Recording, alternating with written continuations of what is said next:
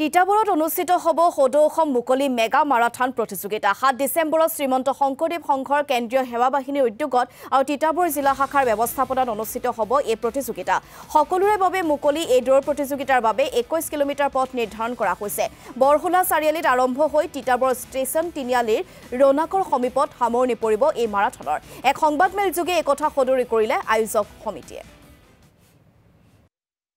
শ্ৰীমন্ত শংকৰদেৱ সংঘ কেন্দ্ৰীয় সেৱা বাহিনীৰ উদ্যোগত তিতাবৰত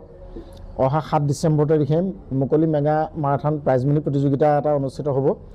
আৰু যেটো তিতাবৰ জিলা শাখাক নিয়স্ত কৰিছে আপোনালোকে জানি ভাল পাব যে তিতাবৰ জিলা শাখা ইতিমধ্যে প্ৰস্তুতি চলাইছে আৰু বৰহুলাৰ পৰা বৰহুলা চাৰিআলিত আৰম্ভ হৈ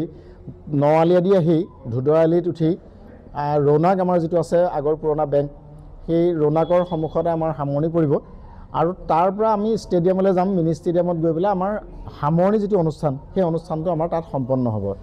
আৰু তাৰ কাৰণে ইতিমধ্যে আমাৰ শ্ৰদ্ধাৰ ঠেঙাল কছাৰী অট'নমাছ কাউন্সিলৰ মুখ্য কাৰ্যকৰী সভাপতি হিচাপে লৈ